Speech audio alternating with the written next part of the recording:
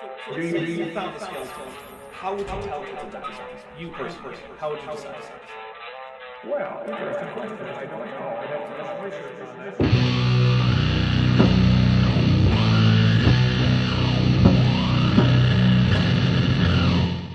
Hey there YouTube, the Dapper Dinosaur here. Once again, I'm going to be foisting you off on my friend Beryl of Vendor to hear about why it is that ICR is really bad at just knowing stuff about the ocean.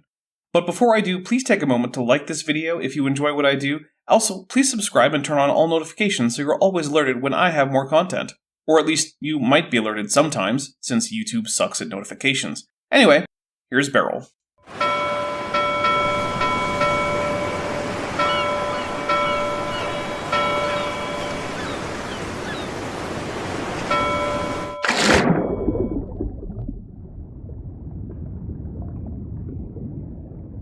Hello once again, Dapper's audience. When last we left off, Trey Bowling was telling us that he is totally not a science denier, you guys, because the data totally supports the young Earth, as long as you ignore most of it and don't care about models that violate the laws of physics. He is still interviewing Jeffrey Tomkins, the former geneticist. Rather than keep going, it's time for Trey and Jeff. So, anyways, we'll get comments about that, and we'll get detractors for what we just said, and I believe that is a prediction that came true, the gold standard in science. Just watch this part again. Yeah. All right. Let's take a step back. Okay. We're still going to talk about the oceans a little bit, but it's time for our random science question of the day. Okay? Are you ready? All right. I suppose I too shall play along. This is I get lots of those. Yeah, yes. This is more about the creatures. We've been talking about the geology. I know that you're not Dr. Sherwin, but because he loves weird sea creatures. That would be Dr. Frank Sherwin, whose main thing is just pointing to any random animal, saying something cool about it, and then saying, like a gibbering moron, but how it evolve if cool. He also, interestingly enough, likes to propose satanic conspiracies to hide the animals that he talks about from the public. Animals which include the giraffe. Now, you might be thinking that you are aware of giraffes, so the devil must really suck at his satanic conspiracy thing. You would be correct. But my question is, why do you think that so many of the sea creatures that we see are so odd, weird shaped, or I would even say like almost alien? I would say that it is because the ocean, especially the deep ocean, is indeed an alien environment for humans. It presents conditions for life that are not normally experienced or even seen by humans, so in order to live in these conditions, organisms, including animals, must have adaptations that humans are not used to seeing. Additionally, there is a far broader range of animal life in the ocean than on land, taxonomically speaking, so the ocean has representatives of lineages that most humans are not used to seeing regularly. Yeah, I mean, it's amazing the amount of diversity in the oceans. I agree. And even in like coral reefs, which are not very deep. I mean, the different types of creatures and the way they all interface with each other in an ecosystem and interact with each other and really support each other symbiotically, so to speak. All of this talk about how complex ecosystems under the ocean are does not seem to be getting to the point of why ocean life seems so strange and alien to humans. After all, the ecosystems in tropical rainforests are also much more diverse and complex than most terrestrial ecosystems that humans encounter. Yet nothing about an okapi, a sloth, or a monkey seems nearly as alien as a deep-sea anglerfish, a gulper eel, a sea pig, or a giant squid. I mean, it's phenomenal, and it's almost infinitely complex. I don't know what that means. I don't think that life meets any definition for being fractal. It is not self-similar at all scales, it is not something with a fractional dimension, it does not have an infinite perimeter or even surface with a bounded area or volume. Sure, life is very complex, but as you go smaller and smaller, that complexity does indeed lessen. At some point you get to the subatomic particles, and life is no more complex at that level than just a rock seen at the same level. And of course, you and I know that comes from an infinite creator whose creativity is infinite. Yeah.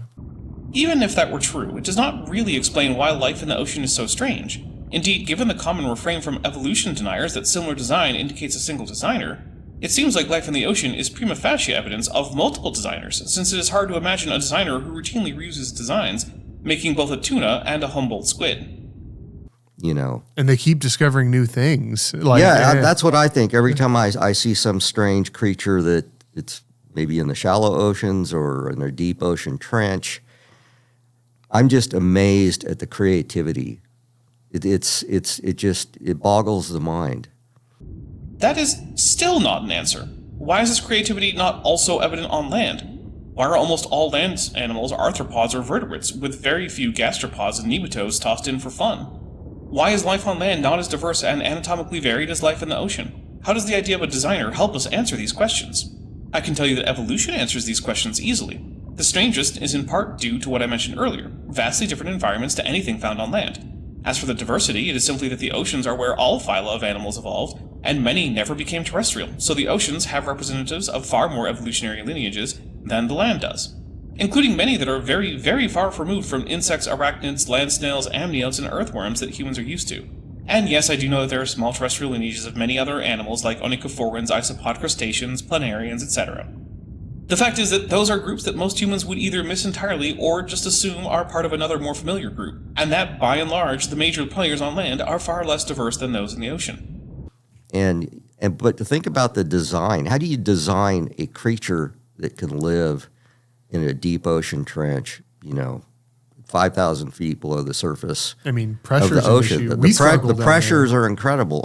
I am glad that Tomkins is finally attempting to answer the question. Or for that matter, think about these whales that will literally dive down to a mile. How do they handle that increase in pressure to be able to do that, to go after, like a sperm whale going after squid that are 5,000 feet below the surface? How do they handle that pressure change? That is an excellent question, but it is one for which we have an answer. The main problem with humans going from deep underwater to near the surface has to do with how humans survive at those depths. Humans are generally not very good at holding their breath. As a result of this, in order to go down to the deep depths, they generally have to keep breathing. The problem is that sea level air is relatively low pressure, and it would be physically impossible to take a breath unless the air one is breathing is pressurized to around the same as that of the surrounding water. This happens to increase the partial pressure of nitrogen so much that at far depths it will dissolve into the blood through the lung tissue much like oxygen does. If a human then rises too quickly, the lowering pressure will cause the nitrogen in the blood to come out of solution and form bubbles. This is called the bends, and it is extremely painful and dangerous. As a result, humans have to be slowly acclimated to lower pressures. Often this is accomplished by simply ascending slowly, or in some cases it can be done by putting them in a hyperbaric chamber while they are still underwater, raising the chamber without equalizing the pressure, and then slowly equalizing the pressure at the surface. As you may or may not be aware, whales do not make use of pressurized air canisters like humans do, mostly because they are in fact quite good at holding their breath for a very long time.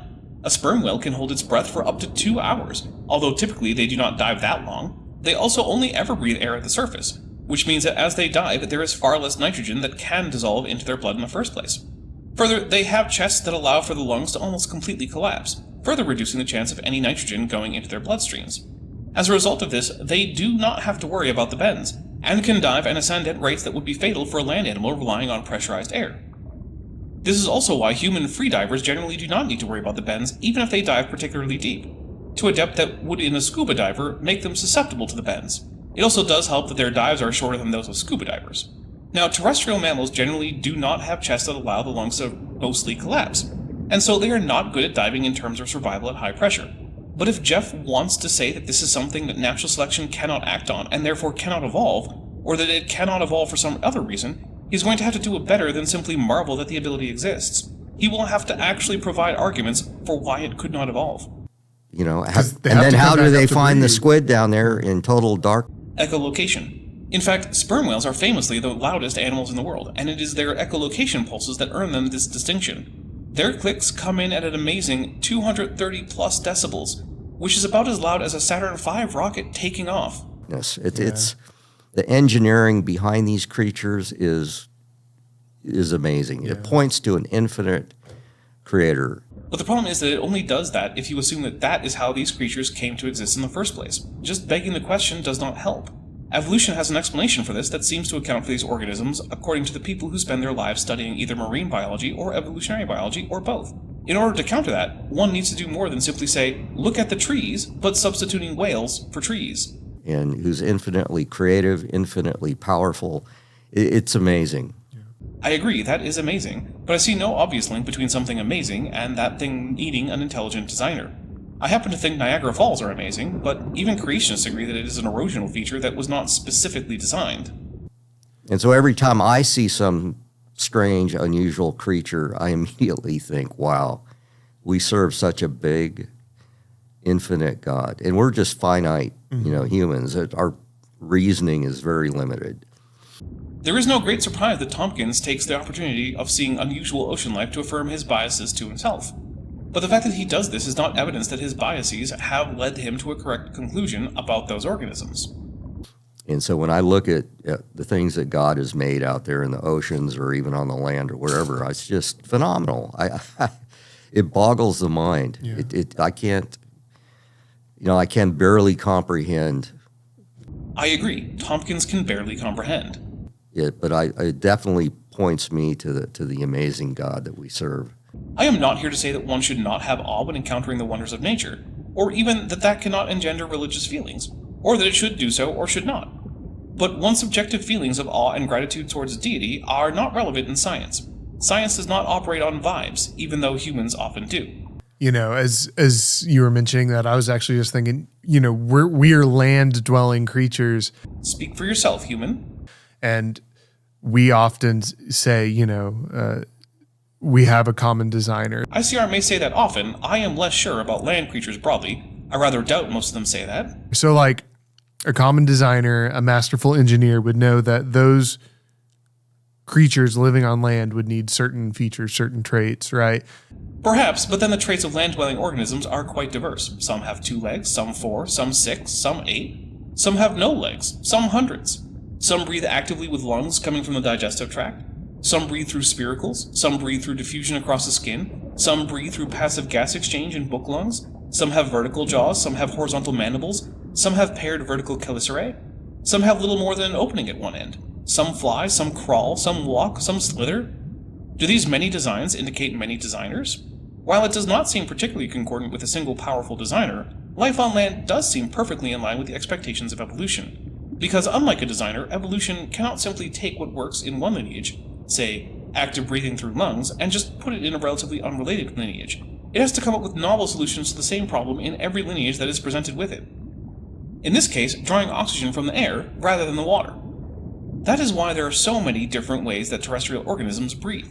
The same is true for legs. Legs are one of the better ways to traverse one's habitat on land. But the legs of insects, onychophorans, and tetrapods are all quite different and hardly seem designed by a single mind. And so we're like kind of used to them, I guess. We're like, oh, that animal has legs. Something I just noted on its own seems to contraindicate intelligent design. Or, or we see animals with tails. We see lots of animals with tails, right? It's okay. The post-anal tail is unique to chordates, and most animals on land are not chordates, although they tend to be the biggest animals in any given ecosystem on land. That's fine. But then we go into, and we see creatures that are living in a place that we cannot live. And, and that designer knew that these creatures would need an entirely different subset of a breathing mechanism, of a way to get around, Except that breathing and locomotion are also extremely varied in the ocean. For breathing, we have arched gills in most aquatic vertebrates, but we also have terrestrial-style lungs in aquatic tetrapods like sea turtles, cetaceans, sirenians, penguins, and pinnipeds. But also, there is diffusion in animals like planarians and cnidarians. There is the internal branch-like gills of cephalopods, the paired breathing limbs of many crustaceans, etc. Also, for locomotion, there are laterally undulating anguilliform swimmers, vertically undulating cetaceans, animals that swim with front limbs like penguins, pinnipeds, and sea turtles, animals that walk on legs, animals that have thousands of 2 feet, burrowers, animals that use a form of jet propulsion, etc. If all of this was designed, then it seems intuitive that different designs call for different designers. Yeah, I mean, a totally different mechanism for getting oxygen out of the environment into your system. Well, except for all those silly aquatic tetrapods.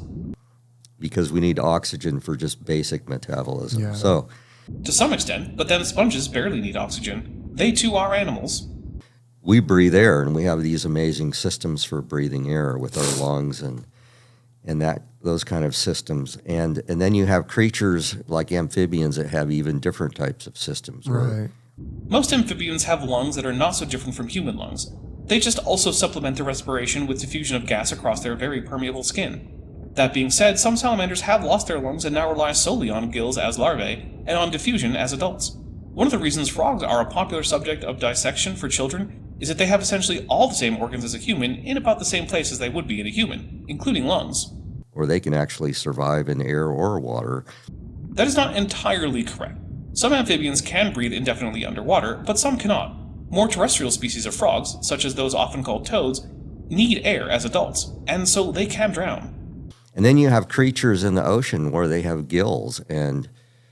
But all the aquatic arthropods, planarians, cnidarians, poriferans, ctenophores, as well as many other animal groups, do not have gills. At least not in the way that they are normally thought of. They literally don't have to come up and get air unless it's a cetacea like a whale. Right. Which are entirely unique creatures in and of themselves. And all groups of organisms are unique. That is why they are recognizable as a group.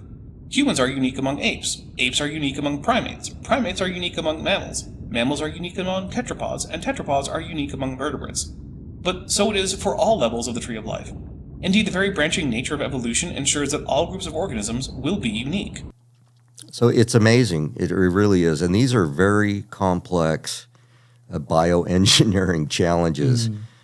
Indeed, but they are challenges that evolution has been working on for some 800 million years or so when it comes to animals. To create systems like that can survive in the water, in the air, in deep pressures, deep in the ocean. It's truly amazing. Yeah. I will not argue against that.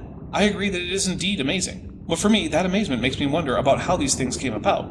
Simply concluding that a deity made these diverse organisms in a way completely opaque to scientific investigation simply shuts down that curiosity. Such a conclusion is the end of science. And that is a reason why creationism is simply anti-science. It is not simply unscientific. It is actively opposed to the very idea of scientific investigation. Well, I'm glad I live on land and not in the ocean, because the ocean's kind of scary to me, I'll be honest. So, Oh, it's not so bad once one is used to it. thank you for humoring me on my random Sure. science question. It's something fascinating to think about. I think, like glowing creatures and like weird creatures that look like something out of science fiction half the time. Yeah, exactly. Are they specifically talking about me? I assure you, I am not science fiction. Vendor is a real planet in the Beta Quadrant, even if it is under quarantine. And one way to help a poor resident alien on Earth is to help his dinosaur friend by checking out his Patreon. It starts at only $1 a month, and you can get a 15% discount if you decide to pay annually instead of monthly. You get early access to dozens of videos making up over 20 hours of content, as well as access to the super secret Dapper Dinosaur Discord server. All right. So we've talked about, the ocean from the perspective of the sediments and the mud in the oceans and how those basically look very young. Right. Largely because they are, at least compared to continental crust. Of course, since nothing says that a 4.6 billion year old Earth cannot have features on it that are younger than that, this presents neither a problem for the old age of the Earth nor a way to date the formation of the Earth. From many different angles. But let's talk about the ocean itself and the salt that's in the ocean. Fun fact, the salt in the ocean is entirely from the tears of creationists realizing just how stupid their arguments are. So the ocean is famous for being salty. That's why we call it a marine environment. Nope, the word marine comes from the Latin word mare, meaning sea, ocean, from Proto-Indo-European mori, meaning body of water, which had the adjectival form marinus, which ended up in Old French as marine, which then in the 1400s entered the English language. Nothing about this has anything to do with salt. And so if you've ever been to the beach and you gulp some seawater, it's like, that's really salty. Definitely have. It's disgusting. Yes, that's because it's 3.5% sodium chloride or salt. I happen to like the seawater here on Earth, but to each his own. Which is- seems like a small amount, technically speaking, but I imagine, on that scale, that's a ton Yeah. of salt. It's a lot of salt. It is all relative. It is a fair bit of salt compared to a brackish estuary. It is a lot of salt compared to a clear mountain stream. It is not much salt compared to the Great Salt Lake in Utah or the Dead Sea in the Levant. Well, you think about it, when you sprinkle a little salt on your food, you're not adding that much Yeah. to it, but the taste is very strong. I have been known to add a lot of salt to things, but then I am a halophilic guy. If 3.5% of your food was salt, it would probably taste bad. Yes, yeah. it would taste terrible. Okay. Absolutely, yeah. I guess they don't like salt pork. To be fair, salt pork has to be soaked and drained to be palatable. I am just being joking, like an earthling. But the salt concentration in the ocean is also a huge mystery to people that want to believe in deep evolutionary time as well. This has been a failing argument since it was made way back in scientific creationism in 1974 by Henry M. Morris. And so what's really interesting is that a study was done on the ocean's salt. I hope we get a citation for this study. And the study was done by a geophysicist and a geologist who co-authored a paper together. What are their names? What is the name of this purported paper? And they actually took every evolutionary assumption concerning how the salt came about in the oceans into account. As far as I can tell, there are no evolutionary assumptions behind salt accumulations in the ocean, since it in no way involves the change in allele frequencies of a population of reproducing organisms over time. In fact, they started with a model where there was absolutely zero salt. Okay. I am not sure that that is realistic. It seems that an ocean forming on the surface of an early Earth would have salt from the very beginning. In the ocean. And then they factored in 11 different sources to where salt comes from. So, Such as? In fact, most salt in the ocean seems to come from land because salt, being non-volatile, can accumulate in bodies of water that have no outlet apart from evaporation, and so it tends to accumulate in such places. That is why the saltiest bodies of water on Earth are lakes with no outlet to the sea.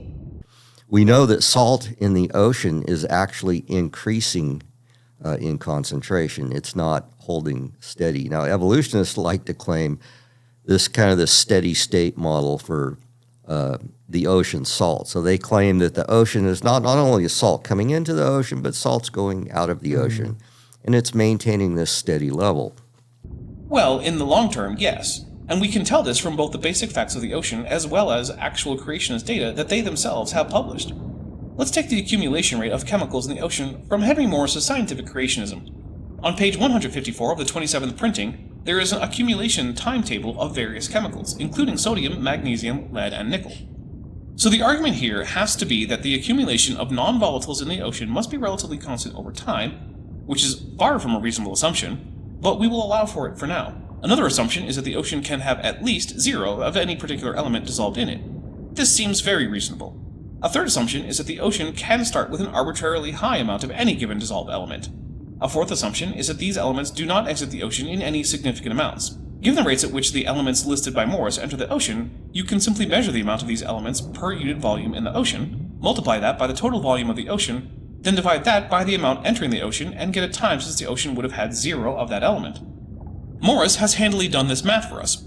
For sodium, it would take 260 million years for the ocean to gain current levels, if it started with no sodium. But since we can assume any arbitrarily high initial concentration, this is not a problem for a young Earth.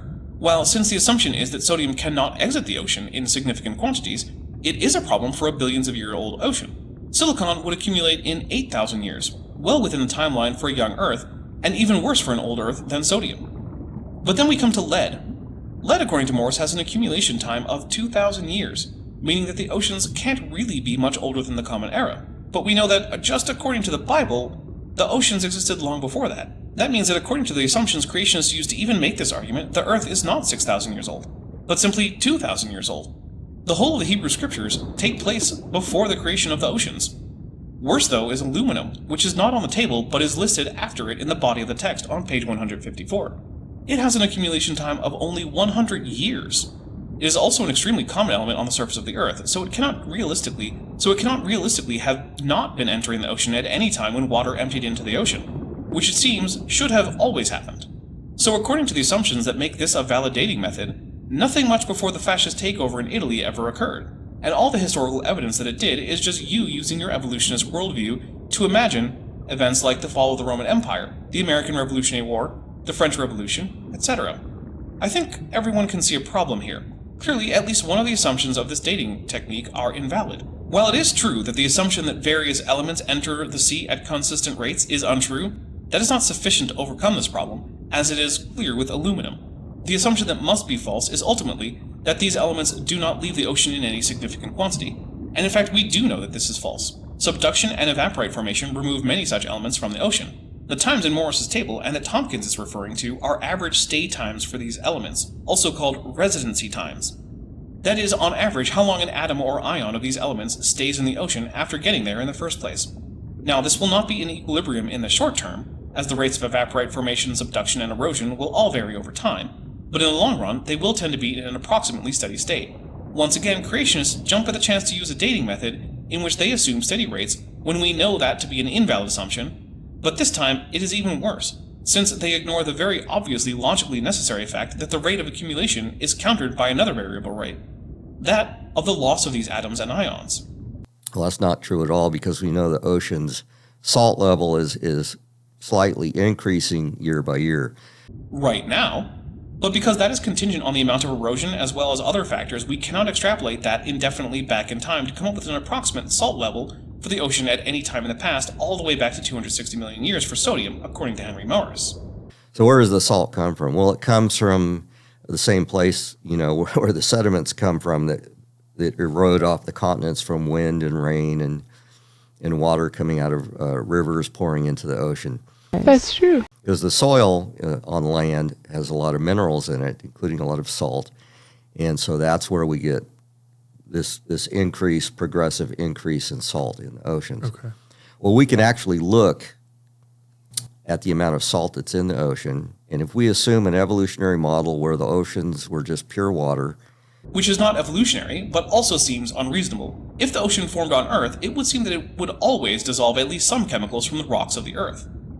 and then over time built up salt from all these different sources. I'd actually like to read a paragraph from a paper that we published at ICR. So, ICR does not publish papers, they publish blog posts. There is no effective peer review at ICR, and their publication requirements include a mandatory conclusion to any paper.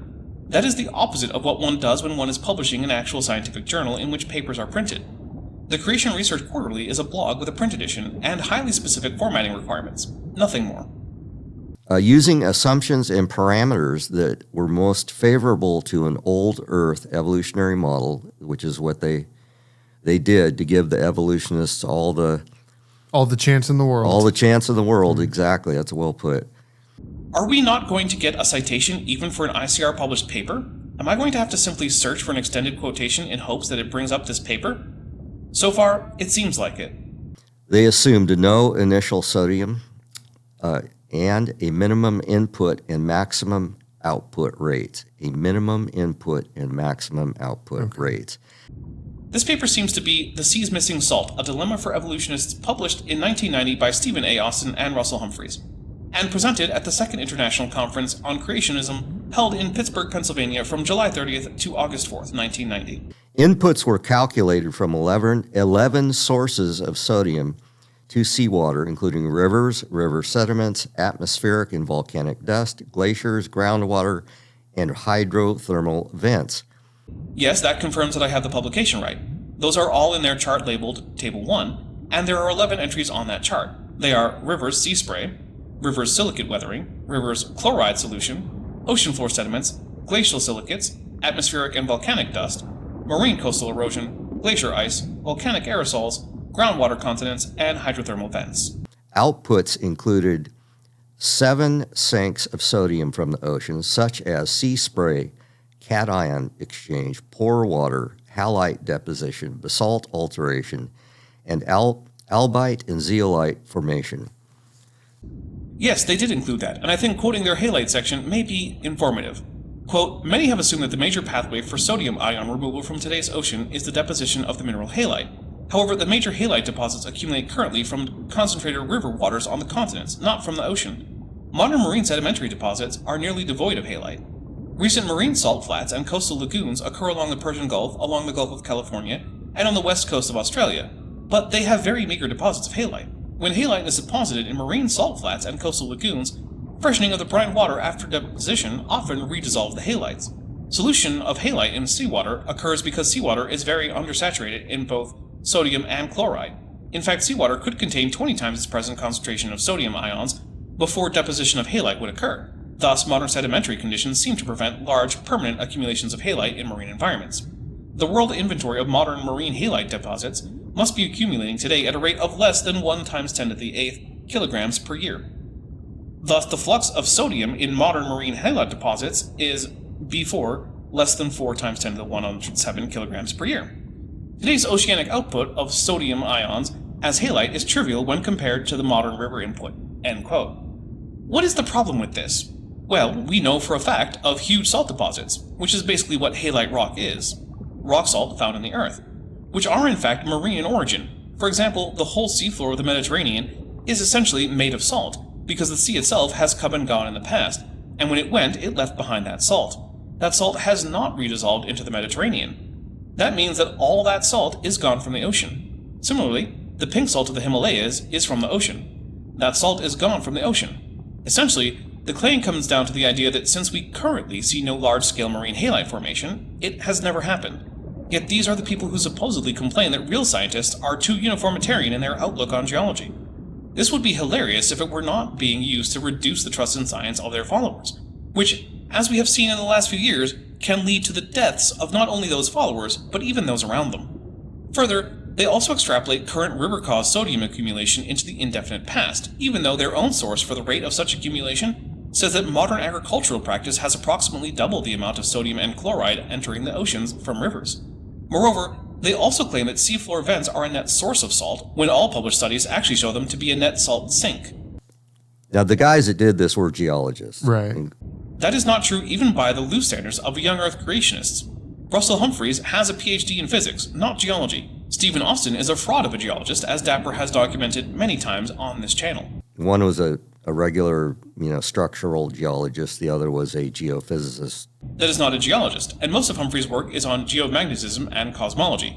Calling him a geophysicist, even on creationist terms, is quite a stretch, and I suspect Tomkins knows this. Of course, I would argue that he has not been a scientist of any kind since he left the Sandia National Laboratories for a career lying and make-believe over with the Institute for Creation Research. So they knew what they were talking about. I actually will not dispute that. It is just that if it is true, then they simply lied in that paper. I think that is worse. Every time a creationist says how smart their so-called experts are, it just confirms that those same so-called experts are in fact nothing more than liars. They know better. Austin knows of large-scale marine halite formations. He knows that he sent his Cardenas basalt samples to a lab that could not reliably test them. He knows that some of his samples had xenocrysts in them, and he lied about them not having them in them, despite them being visible in his own publications. Tomkins knows that he is simply doing math wrong in order to get his meaningless percent similarities between humans and chimps. He knows he has to weight his data, but in 2018, he just did not, and gave no actual explanation as to why not, beyond saying that he had a large N value, which is completely irrelevant. Andrew Stelling knows that the stress fractures and folded sediments that he hides by sticking humans in front of them in the pictures he took are there, even though he said in his published work that they are not. Nathaniel Jeanson and Robert Carter know that the long-term substitution rate cannot equal the mutation rate if humans are subject to natural selection, yet they say that it is.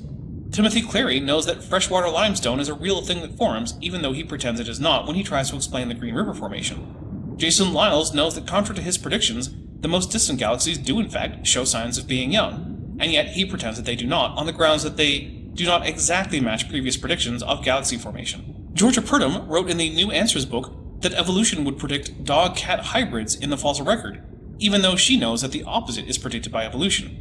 Jeanson and Lyle know that the fact that ontology results in drastic changes in an individual's morphology over its lifetime means literally nothing for the possible rate of morphological change over evolutionary time. Yet they still use ontology as an excuse for their post-flood hyperevolution. Michael Behe knows that he left huge amounts of data off the table from his source on polar bear evolution in order to say that virtually all recorded mutations were harmful, when this is not the case according to his own source. And he knows that he lied about which gene has been under the most selection in polar bears. John Sanford knows he's lying when he says that the origin of species has long sections in German and no math, even though it has no sections in Germans besides the title of references, and it does indeed have math in it. Further, he lies about Moto Kimura's fitness effect distribution for mutations in order to support his idea that mutations are overwhelmingly deleterious. He knows that Moto Kimura left out beneficial mutations specifically because they are too frequent and too positive to allow him to model neutral variation while including them, not because they are so rare and ineffectual as to not matter. Virtually every creationist lies about the ENCODE project concerning the human genome by only focusing on the 2012 paper from them and ignoring the 2014 paper from the same group that was essentially a partial retraction of the 2012 paper's claims of 85% genome functionality. Kevin Anderson lied when he said that human lactase persistence was caused by the breaking of a suppressor region, when that is in fact not the case, and instead lactase is upregulated in lactose-tolerant humans. Professional creationist PhDs are anti-science, dishonest grifters for Jesus. And they determined, interestingly enough, that based on giving the evolutionists all the cards, which they manifestly did not do, just based on the small excerpt I gave already. That is wonderful for them. I just wish that they could have come to that conclusion by actually dealing with the data that include obvious evidence of events that they simply pretend have not happened. As it is, however, since they did in fact deny plain geologic reality, they did not give an honest account of the possible history of salt concentration in Earth's ocean. They gave a deliberately biased and demonstrably incorrect estimation of it that was designed to get the answer that they wanted. Remember, if they had come up with an answer that was supportive of the real age of the oceans, it would not have even been allowed to be published. Their only options were to ignore data or simply not publish the blog post. That the modern oceans could be no more than 62 million years old. Which it is. Well, you think about that. If the Earth is 4.6 billion years old. That is great, unfortunately, because Austin and Humphreys ignored historical examples of salt sinks for the ocean and overestimated major salt sources, and even contradicted all known evidence about seafloor volcanic vents and their effect on ocean salt concentrations. Their calculation is just as meaningless as those of Henry Morris. That's 75 times less. Yeah. The time. If that were true, then Austin and Humphreys would not have had to lie about their sources. They did.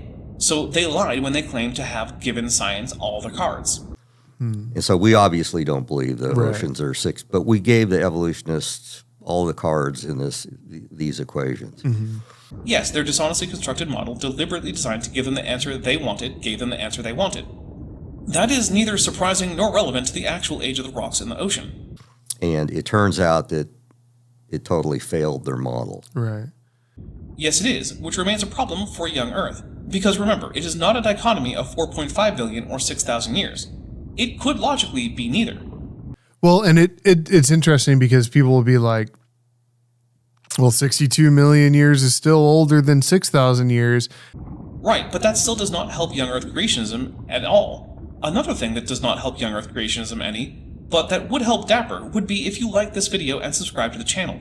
It is free and would help Dapper immensely. Perhaps also turn on notifications and add a comment telling Dapper what you think of the video so far. And it's like, well, it's a lot closer to 6,000 years than it is to 4.6 billion years, right? Right. Which is completely irrelevant, since nothing about the salt accumulation in the ocean is an evolutionary process.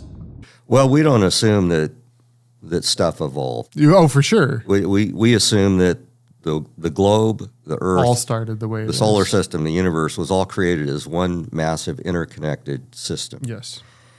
I fail to see why that is relevant, except that they can simply dismiss anything that indicates the great age of the Earth by simply retreating to say that it is just the appearance of age, which of course logically cannot be distinguished from the possibility that perhaps Henry Morris's aluminum calculation is right, and the Earth cannot be old enough for World War I to have actually happened. And anything pointing to the idea that World War I actually did happen is simply the appearance of age. And so I actually have an article I wrote where I explain why was the Earth and the universe created in 6 days. Is it because God wanted to set up the work week? It's because it's a system of subsystems. I feel like that does not follow. Why would that preclude a single day or 10 days?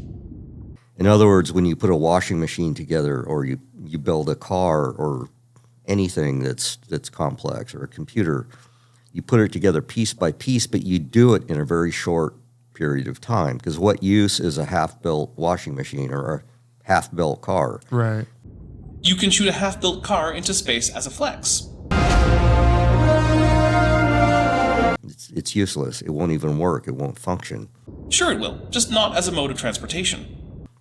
So you have to put everything together very quickly in a short amount of time, which is exactly what God did.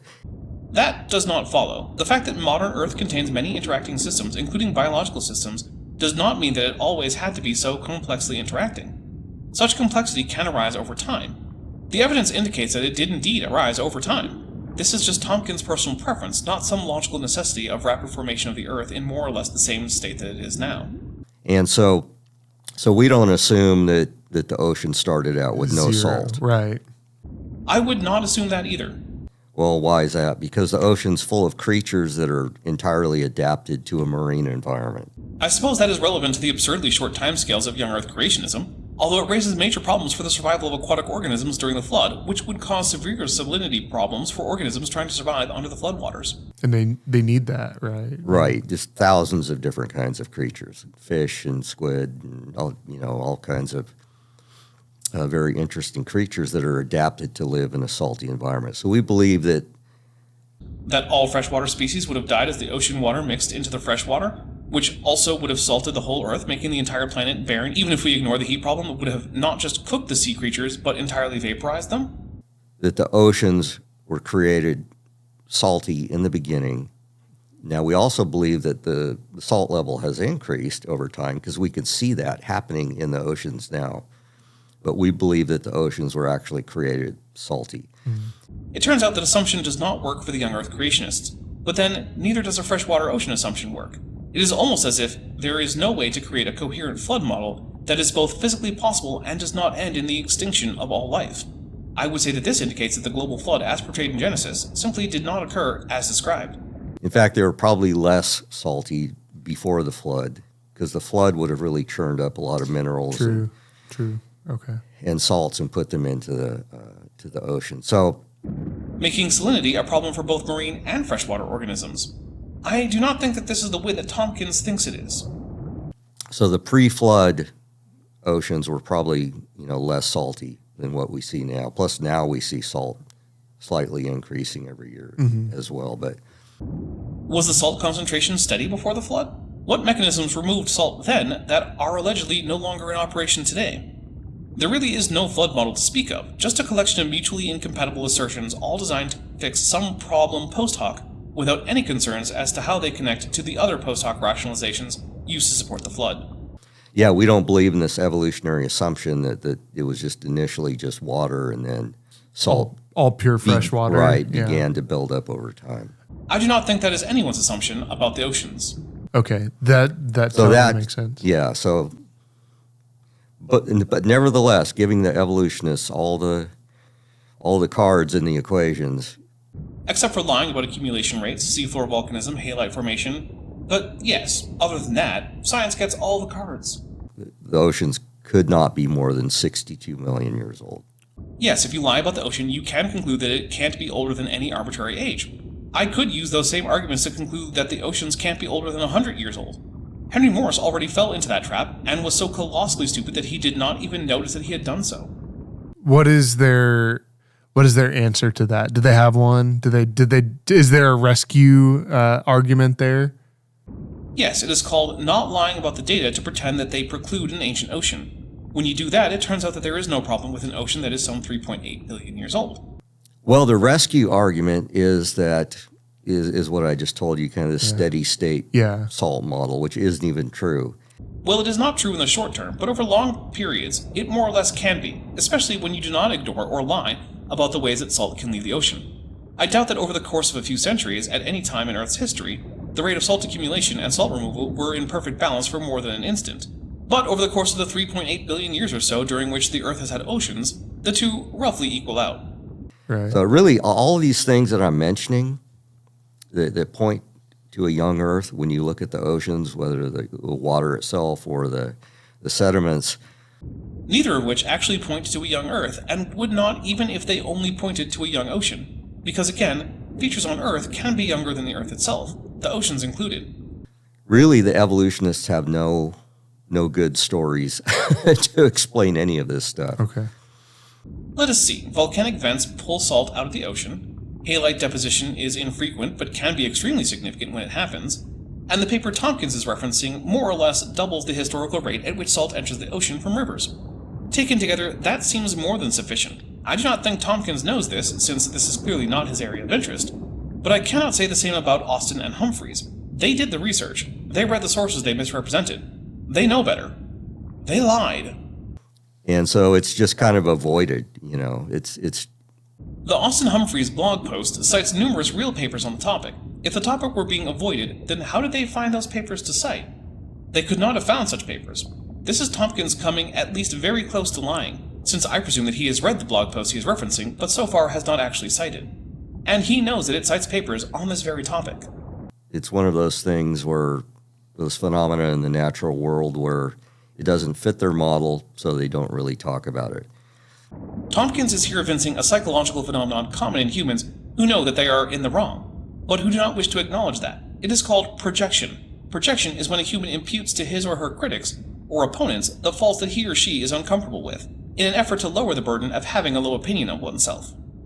And when I was actually researching the paper that I did with Dr. Clary, who is a geologist. Calling Timothy Clary a geologist is like calling Andrew Wakefield a medical doctor. It is not true in the present tense, and even in the past tense, it is dubious at best. Concerning all the stuff we're talking about, you know, I was looking into the scientific literature, and there really wasn't a whole lot on this topic because it's a conundrum. That is the opposite of how science works. The harder a problem is to solve, the more research is done on it. The fact that there is less work done on this topic, even though there is certainly plenty, is simply because there is no conundrum. This is a problem that creationists have made up, largely unnoticed by scientists, because scientists, by and large, do not pay attention to creationists, because they are as irrelevant to science as flat earthers are to cartography. The reason this is not something written about often is the same reason that there are not many papers trying to justify cell theory or universal gravitation. There is little need for it. But again, there are still some such papers, otherwise they could not have been cited in the Austin Humphreys post. Because you can't argue with the empirical data. Right? Exactly, because this is all very empirical type stuff. You know, how fast does the salt build up in the ocean? Is it really maintaining a steady state level? You know, why are the sediments so young? That is true. You cannot really argue with the data. That is why creationists lie about it instead. And not just on this topic, on virtually every topic. Why does the ocean look so young? Yeah.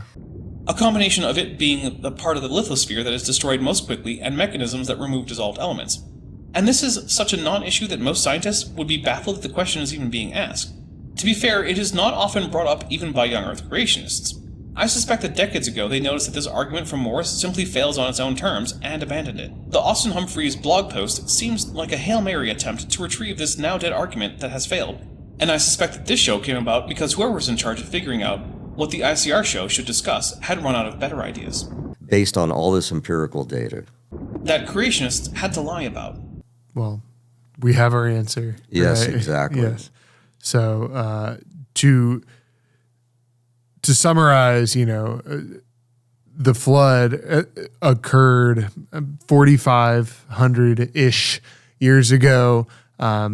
Trey, if you ever watch this, please know that you can take a bit of time to formulate your sentence and then speak the whole thing. You have editors over there at ICR. I can tell because the video switches between multiple cameras. The editors can take out any such pause that you need to get your thoughts straight. You can even do a second take on a question. But there was an ocean before that, right? But we believe that it was less salty. Exactly. And see, that's something that's important for Christians who believe in a creator and Genesis, to understand that the flood is just key to so much of what we see in the world today. Yeah. Except that most Christians do not seem to have a problem with not accepting a literal flood and yet remaining Christians. Rather than being key to Christianity, this seems entirely extraneous. The pre-flood world was totally different. From the data that we see in geology, it looks like there was a single megacontinent. Actually, known or likely supercontinents include Valbara, Kenorland, Arctica, Atlantica, Columbia, Rodinia, Panotia, Gondwana, and Pangaea. ICR's model only account for Gondwana and Pangaea, which is a bit of a problem. Before the flood, which actually evolutionists call Pangaea, because they believe that the Earth at one point was a large single continent with shallow oceans kind of intersecting in parts of it and stuff. Okay. But actually, the geological evidence is that it happened numerous times, and it seems that this is the data that ICR is happy to simply ignore because it is inconvenient to them. something they are very happy to do if this interview is anything to go by. But during the flood, that megacontinent split apart. After the diffusivity of the Earth's rocks somehow increased about 10,000-fold, something which is not addressed. In addition to that, before the flood, there weren't lots of really tall mountain ranges. Except for the overwhelming evidence from 3 continents for the central Pangaean Mountains. If Pangaea is going to be your pre-flood world, you cannot simply pretend it also did not exist. If the evidence for Pangaea, which includes the evidence for these mountains, is conclusive, then you have to accept that the mountains were real too. So the reality of Pangaea gives no comfort to the problem of the Earth simply not having enough water for a global flood. But if you want to give comfort to the problem of Dapper having food to eat, consider joining the channel with the join button below this video. It starts at $1.99 a month and gives you the same early access and Discord access as Patreon.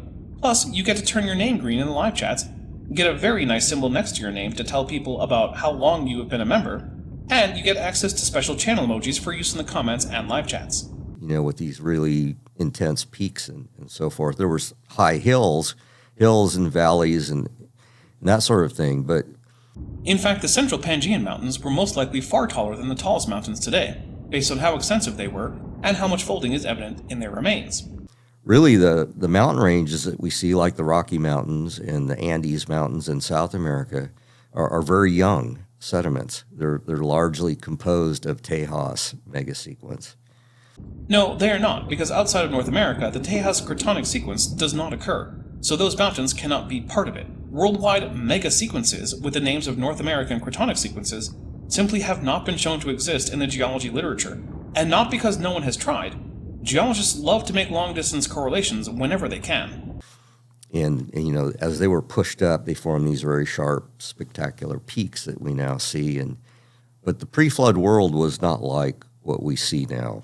Except that we see the exact same kind of folding into mountain peaks as in the Appalachians, the Scottish Highlands, and the Atlas Mountains, which are what's left of the central Pangaean Mountains. So we do see the same thing in what Tomkins is alleging is the pre-flood world. So why should that not be interpreted as massive, sharp-peaked mountains like the Himalayas? Okay. And in fact, the oceans did exist then, but they were less salty. Other than presupposition, how does he know that? I have not seen any creationists attempting to measure the saltiness of the pre-flood ocean. It is not even clear to me how you could. It is just something he says. It's interesting that you mentioned that, the tops of the mountains are Tejas and the bottoms of the ocean are Tejas, the same mega sequence there. I am tired of pointing out that this is nonsense. I am skipping Tomkins' response about his made-up worldwide mega sequences. Do you have any thoughts? Not coherent ones, it would seem. We want our viewers to be well equipped. And yet, this is what they get. I would say that ICR is failing at equipping their viewers well. Like ones that we've used in the past, or ones that you've maybe heard from someone about, like, hey, this is why the ocean looks young, or this is why the ocean is the way it is. Are there any bad creationist arguments that you would say, hey, we shouldn't use that, we don't want to say that, that's not true, etc.? There are so many that I would hazard to say all creationist arguments are bad creationist arguments. At least, I have never heard a good one. So I like to ask at the end of each of these podcasts, are there any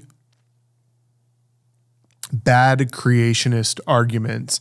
That is actually an interesting question. It shows where the boundaries of absurdity are for a very absurd group of people, something I find interesting. How completely out of touch with reality does an argument have to be before even young Earth creationists will start to abandon it? They abandoned species fixity. Let us see what Tomkins thinks they should abandon now. No, not really, because most of these ocean arguments have been long-standing. Okay. I am very disappointed. That something is a long-standing in creationism is no sign of it being true or reasonable. I would say that creationists have not, until recently, recognized how young the ocean sediments were. Why not?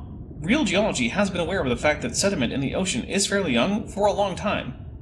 Oh, I forgot. It is because creationists do not keep up with the literature, because they fundamentally do not care about evidence, as seen in their willingness to simply lie about it. Now, I'm not talking about the material that's eroding off the continents now, but the flood sediments that are in the oceans. There are no flood sediments in the ocean, if by flood sediments we mean sediments from Noah's flood.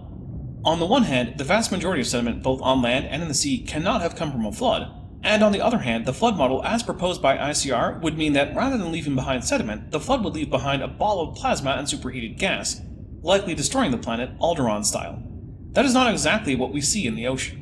I don't Right. think that's ever been pointed out before till Dr. Clary, our geologist here at ICR, began mapping, the mega sequences in the geological column. There's 6 major mega sequences in the geological column.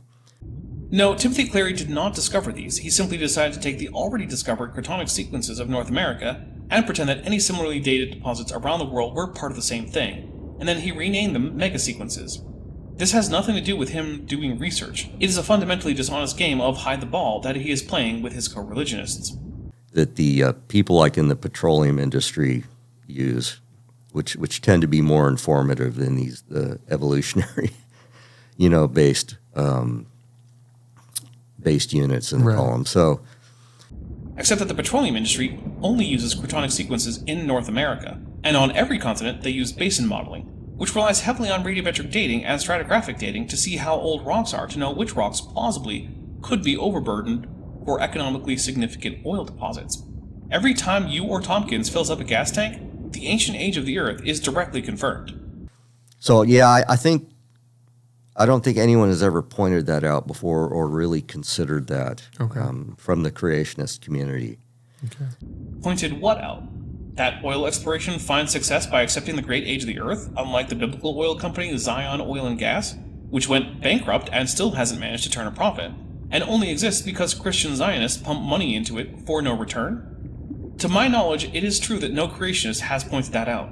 But the matter of salt in the oceans, that's been a long-standing problem for the evolutionists, and one that creationists pointed out kind of early on in the modern creation science movement. Okay. Yes, all the way back in 1974, when the argument was already so bad that it precluded Earth from being over a century old if taken seriously. Glad to know that creationism has not figured out how to make a sound argument in 50 years. So the paper actually that I just talked about It is not a paper. It is the 1990 equivalent of a blog post that got printed. and quoted from was actually done in the early 1990s. The early 1990s. In fact, the first year of the 1990s. And nothing about that paper has ever been disproven. Except that they got the effects of vents wrong. They misrepresented their source on riverborne salt. They ignored virtually all the data about halite deposits. Yeah, other than those things that completely disprove it, it has never been disproven. Even in the secular world. So The so-called secular world does not really care what 2 men LARPing at science presented at their LARP convention that is barely a step above a flat earth convention. The fact that this paper caused essentially no stir among real scientists is not because of its unassailable facts. It is because it has no bearing on science. It is completely irrelevant. Scientists ignore it for the same reason that most humans ignore what is happening in an ant colony on the other side of the world. It might seem very important to those ants, but to the humans half a world away, it is potentially the least important thing going on. it's And for reference, I was born in the early 1990s. So, Thank you, Trey, for making most of Dapper's audience feel old. wow. Okay. So that paper's been around for a while and it's still just as valid as it was. just as good. Here, at least, I can agree. It is just as good now as it was in 1990, and it is just as valid now as then. I've actually talked with people that have a geophysics background, geology background, and they say, yeah, that's good data. It's never been adequately challenged. So, Were any of these people actual scientists rather than baby Earth lunatic LARPers? Somehow I doubt it, because I, as a non-specialist, realized one reason it was completely invalid after about 5 minutes of looking at it. I think that perhaps the reason this paper has not gained much attention might be the same reason that most art critics do not bother critiquing the crayon drawings of 4-year-old children. Awesome. Solid arguments for young Earth from the ocean. right. Absolutely. Okay. Something that seems like it is not even logically possible. Well then, any closing thoughts that you may have for our listeners and viewers? Any encouragements? Anything like that? Given how little there was in this, I feel like it might be time for opening thoughts. But I also would not be willing to do that much work for Dapper, so perhaps it is best that Tomkins give closing thoughts, despite barely having had any thoughts this entire interview. Yeah, I would encourage reading this article, and if you could put a link up. Yeah, we'll link to it. Dapper too has links to it. That would be great because it covers a lot more detail than what we've talked about. Than what we can cover in Right. just a short segment. Than what our brains can remember. Right. Of course. Yes, and when you read it, do not forget to check its citations, because that is where the problems lie. Thank you so much for being here. It's really been a blast talking to you. I really do appreciate how well-rounded our scientists are, how a geneticist can come in and talk about, ocean sediment and salt content in the ocean, and that's just crazy. So, strangely, I too was thinking that having a former geneticist talk about this was just crazy. I suppose Trey and I have more in common than I would have supposed. Well, what's really cool is that, anyone can look at this data, and you don't have to be a geologist or someone who got his degree studying the oceans, because this is very empirical, basic stuff. It is, but then, since the paper is essentially mostly lies, you do not need some level of knowledge of the topic in order to notice that. So no, you cannot simply go into this ignorant of the wider context of geology and geochemistry, and expect to come away with a reasonable conclusion. I am not an expert, but I am better informed than the average human on this, and both Dapper and I consulted with actual geologists on this series. In fact, when I asked some scientists for examples of creationist dishonesty, with no context, this very blog post Tomkins is so in love with was cited by one of my geologist friends. Further, when speaking of my geologist friends, I would like to note that Dapper Dinosaur gave an interview with Dr. John Baker. Dr. Baker is in fact a geologist who specializes in many things, including radiometric dating. Dapper asked him to give some thoughts about the sedimentation rates that Tomkins gave. This is that interview. Well, so, ICR was telling us about how there's too much sedimentation for the amount of sediment that's removed by subduction, and the way that they described this was with a volumetric sedimentation rate for the globe in ocean environments versus a volumetric subduction rate for that sediment, and I had said that I could not find such a number anywhere when I was looking. Yes. But then again, you are much more of the expert at that than I am, so I was wondering what you had found. All right. So I was interested too when I heard these numbers. I do recall this argument that sedimentation is accumulating in the oceans at a given rate, and it's only leaving the oceans at another rate, and maybe these aren't in balance. So extrapolating back, we should end up with a lot more sedimentation in the ocean than we currently observe. And if that's the case, then perhaps those oceans are not as old as we think they are, or we've just got our rates wrong. So the number that I heard in that was 1 billion cubic feet per year. Is that right? That's what I remember too. Which is a weird unit, because why you would ever measure anything in cubic feet, I have no idea.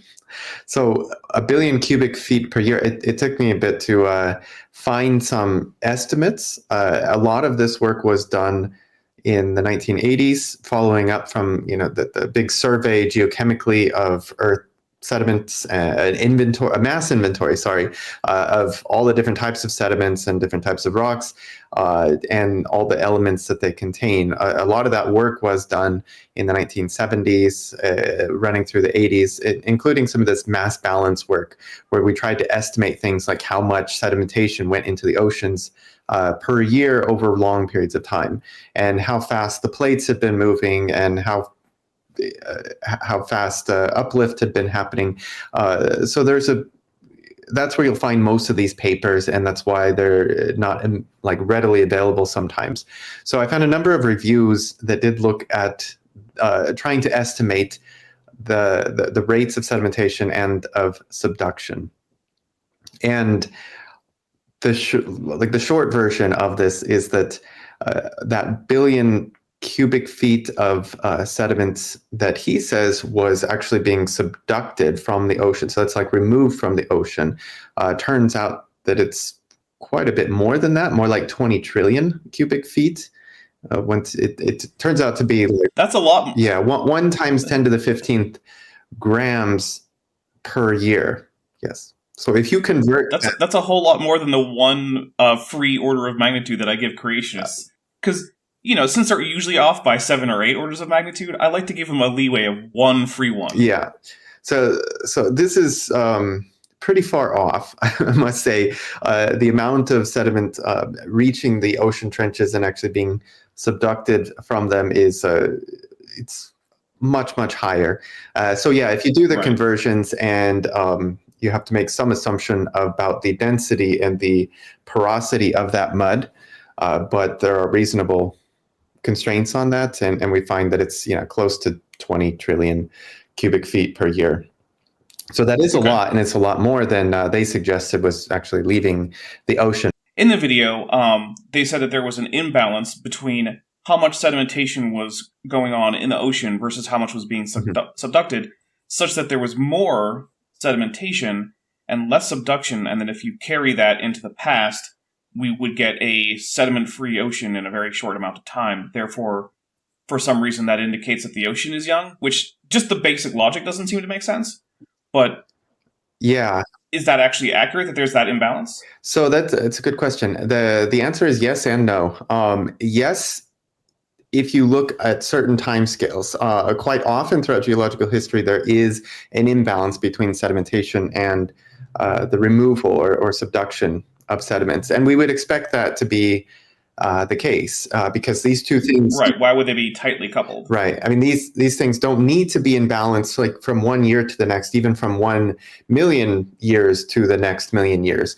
They do need to be in balance over the entirety of what we call a Wilson cycle, where the oceans would open up and close again. Right now, if you look at the Atlantic Ocean, it's opening up. It has been for quite some time. On the other hand, you have ocean basins that are, converging and land masses that are getting closer and closer together, eventually to form something like a supercontinent that closes those up. So yes, on those timescales, which are several hundred millions of years, then these things need to be in balance. But at any given time, for example, today or a million years ago, you wouldn't expect them necessarily to be in balance. Although it is true, as you mentioned, that there is this a bit of a feedback here, right? So higher rates of subduction do lead to higher rates of orogenesis, that is a building up of mountain ranges. And the more mountain ranges you have, I mean, if you just add a little bit of topography to Earth's surface, then you can increase the weathering rates and therefore the sedimentation rates by a very substantial proportion. So you get faster rates of subduction, then you get more sedimentation flowing into the ocean, but then you're also burying more of it. And if those processes slow down, then eventually you get less sedimentation in the ocean, and at the same time less subduction. So yeah, there is a bit of a negative feedback there in the tectonic cycles. But so as it turns out, yes, they severely underestimated the amount of subduction of sediments or oceanic sediments per year. They also failed to take into account that about half of the sedimentation that goes into the ocean ends up on continental shelf and not the ocean basins themselves. So when they said there was this much more sedimentation per year than subduction, they were off already by like a factor of 2. They also I think gave a wrong number for the estimated rates of sedimentation, but it turns out that the factor difference is pretty close. We find that the rate of sedimentation in the recent past is, several times more, almost 10 times more than the rates of subduction, right? And that does lead to an imbalance if we looked at just say the Quaternary, the last few million years. Right, and that would mean that there should be more sediment accumulating in the oceans than it's actually being removed from it.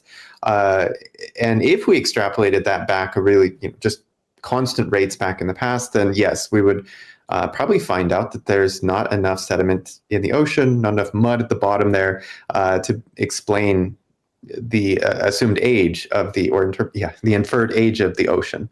It's right. So that is the half-truth that's going on here. Like, even though their rates are completely off, it is true. There is an imbalance here over that period of time. So let's think, though, for a second, why might there be an imbalance? Number one, if we look at the very modern situation, the amount of not only sediment but certain elements like sodium, and I know you'll get to that topic another time, going into the ocean is very, very different than it was, say, 100 years ago, right? Or even 80 years ago. That's 80 is a good estimate, specifically because something happened after World War II, and that was this boom in agriculture, especially fertilization, mass deforestation compared to the centuries before that. A lot of land clearance, industrial scale agriculture and fertilization leads to changes in the sedimentation rates, sediments delivered by rivers, changes in the ions that are dissolved in those rivers, and so forth. So if you want to look at global Earth cycles, the geochemical cycles, then you need to distinguish between modern and, say, pre-industrial, the same way that we do when talking about climate. So that is a big mistake that I've seen creationists make, where they'll cite the modern number rather than the pre-industrial number and then extrapolate that back in time. So yes, we already know that sedimentation rates are a little bit lower if we go back, or quite a bit lower if we go back even 100 years. Another reason, which is not that much time even on the creationist timeline, right? Another reason we would expect sedimentation rates to be relatively high today, and we would expect subduction rates to be relatively low today. Number one is the general climate of the last 2.6 million years, what we call the Quaternary. It's a lot colder than it was, the 2.5 million years that preceded it, or the 100 million years that preceded it, for sure.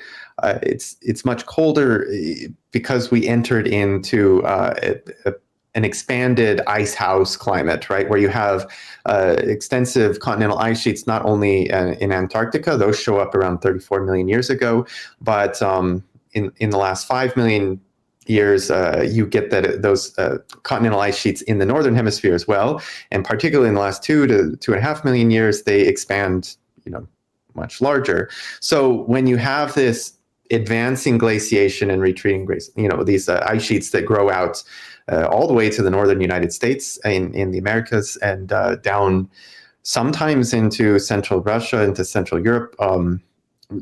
These are huge ice sheets, and they just think of the way they work. They're like several kilometers thick at the centers, and they bulldoze the entire continents, right, and dump mass amounts of sediment into the ocean, right? So the glacial cycles of the Quaternary and even arguably like the last 30 million years have increased the rate of sedimentation. The other thing that increases it, of course, are mountain ranges. And many of the mountain ranges you see today are relatively young, right? The European Alps are relatively young.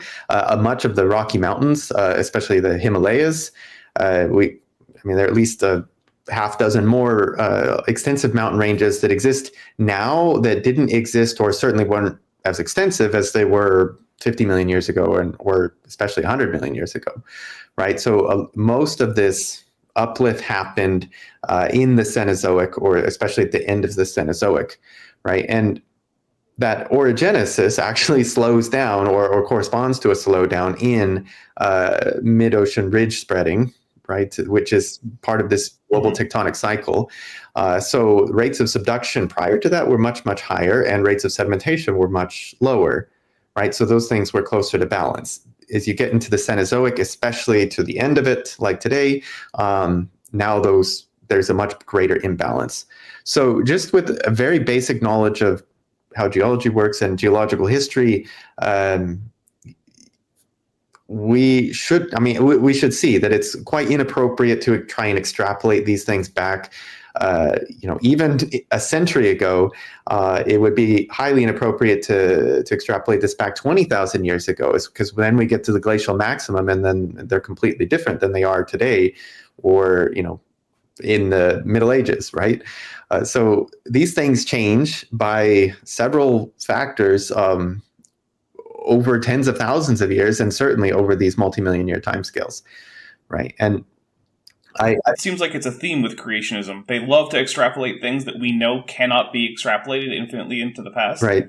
Whereas with things that seem like we can extrapolate them, like very basic things like spontaneous radiometric decay rates that are controlled by things like, particle physics, not by whatever they think the flood is doing. It's a general rule, right? if something is constant, you should extrapolate it as a variable, and if something is known to be variable, you should extrapolate as a constant to reach your conclusions. That is Yeah, that's definitely the way to go. the first rule. Yeah. Well, at least for creationists it is. Yeah. So as it turns out, a number of reviews, as I mentioned, tried to estimate these rates over long time scales based on something like 1,000 different sites from ocean drilling projects and other sort of where they dug up the sedimentary record and kept track of like the thickness of sediments and the age of sediments. Even if you don't say agree with the geologic timeline, if you are a young Earth creationist yourself, and you look at this, well, it doesn't really change the story. We can say like the quaternary sediments in this part of the ocean are X meters thick, and we think the age of that is 2.6 million years. If you want to say it's much less than that, then you still have to deal with like that much sediment accumulated over whatever timeline you think it did. But we use this, thickness and therefore volume of sediment divided by the ages of the sediment or the span of ages of sediment, and that gives you a rate for individual ocean basins that you can then kind of total up. So that's more or less the methodology, and of course the precision of these estimates would improve as we get more and more ocean drilling project sites and more sections of sediment to work with, better constraints on plate movements and so forth, right? But I would say that even though you do have several papers, they all give slightly different numbers, and they're converging on a more and more precise number, it's not really changing the story. Like we can see this rates of both subduction and sedimentation going up and down throughout these, several 100 million year Wilson cycle, right? Since the last time we see the oceans open up and then, go back to close again. And when you do look over the long term, then yes, these things are in balance, right? But the important thing here is there's a reason you can't balance them on short time scales, which is what they tried to do. Right. Well, awesome. Thank you so much. That was actually really helpful. And I really appreciate it because not only did you agree to sit for this short interview, but you also sent me a whole bunch of resources that have been incorporated into the sources for this video and that have, become a large part of what my friend who's voicing this video has gone over. So I want to say thank you very much for all of that. And I hope you have a wonderful rest of your weekend. Yeah. See you all soon. And so anyone can read this article that I put together with Dr. Clary, who is a geologist. So I just didn't... Again, former geologist, if I'm being generous. Go on some wild hair on my own here. He might as well have, for all the good it has done the plausibility of a young Earth. So anyone can read this and get the information out of it that we talked about, and even more because the article is more detailed. Yeah, absolutely. But it's basic empirical stuff, really. This isn't wild theoretical physics or anything like that. And you don't need a degree to understand it. Right. Yes, laws are often designed to be simple to understand so that they can convince the ignorant. For the most part, I would have a high school education. High school education. Okay. When it comes to geology, that is all the formal education Dapper and I have on the matter, and yet, even then, it was glaringly obvious that there were problems with the so-called evidence provided. But either way, that is the end of their little interview, and so too it is the end of our time together. Dapper should be back next time. Dapper has asked that I encourage you to like this video if you enjoyed it, and if you did not, to dislike it. He has also asked that you comment with your thoughts about the video, and subscribe if you have not already done so. Additionally, please use the bell icon to turn on all notifications so that YouTube will send you notifications when Dapper's channel has new content, at least about 10% of the time. Thank you for watching. I am Beryl of Vendor. Hey, before you leave, I just want to take a second to thank my patrons and channel members, especially those pledging $20 or above. Benthoven, Thoravara, Tapioca Weasel, Whispers, Elleron Teller, Horseflesh, Ian Chen, Kelvin Brostek Van Manen, Landed Knoll, Mabdy Babby, Sphincter of Doom, Lawless, John Ackerman, and Strawberry Vein. It's because of my channel members and patrons whom you're seeing on screen that this channel can stay afloat. Without you, it would all shut down. If you want to join the team, There's a link to join the channel below this video, and there's a link to join the Patreon in the description. On the Patreon, you can get a 10% discount for pledging annually, and either way, you get early access to virtually all of my scripted videos, often 3 to 5 months before they come out for the general public. Thanks for watching.